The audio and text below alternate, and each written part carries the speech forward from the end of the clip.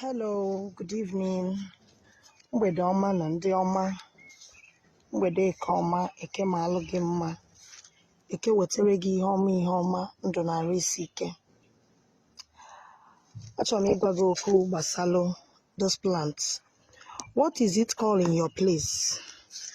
This particular plant. Here we call it edemwo. Ihe anyị na-akpọ ya bụ edemwo. Look at it very well. If I na-akpọ ya bụ edemwo. Do you know you can prepare soap with this leaf? Yes. If you are having mark on your body,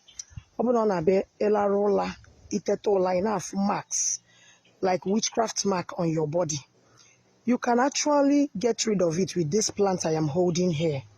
Yes.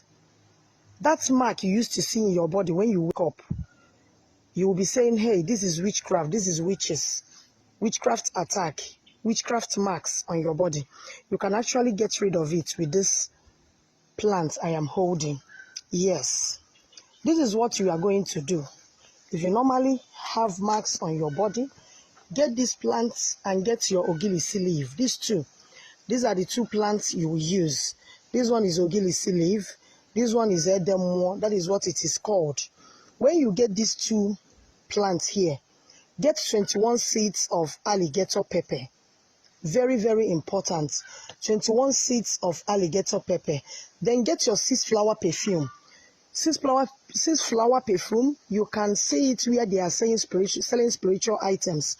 Tell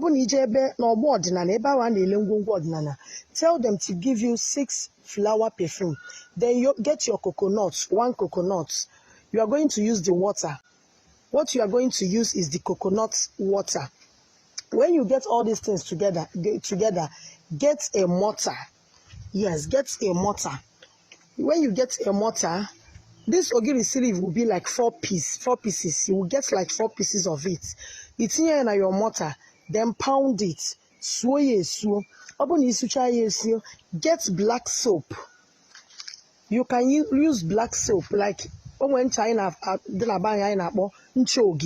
or if you can't get that nchogiri, that's local black soap that elderly women used to do. If you cannot get that one, you can still get Ghana soap, black Ghana soap. Pound it with this leaf, these 2 leaves. Make sure it's these 2 leaves. Sway so with these 2 leaves. Then tinye your 6-flower perfume. That your 6-flower perfume, pour it inside it, mix it together, pound it very, very well.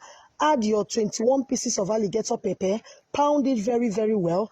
Add a spoon of natural honey, pound it very, very well. After it, put it in a small container and be using it to bathe. Where you are in a small container, once in a while. This soap, you will be using it like in a week, you use it once. In a week, you use it once. It's a spiritual soap you will keep aside. Once in a week, you use where. Mobile experience marks on your body. This is the remedy. Get these 2 leaves, ogilisi leaf, and this edemwo. Pound it together in a mortar. 21 seeds of alligator pepper. Add coconut water. Add 1 spoon of honey. Add 21 pieces of alligator pepper. Pound it together. Store it in a container. Be using it to bathe.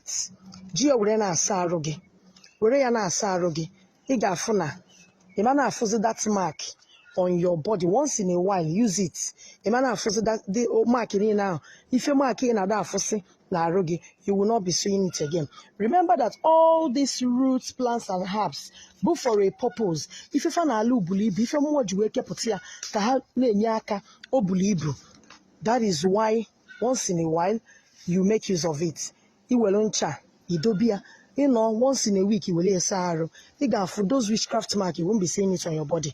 That arena gazere gobulum bean and what time Nifengosi like this, or as a one, or Mamili Ochendo 081-861-13606. I got for Kwano Goza. Thank you so much. Bye. Bye. Yagazi.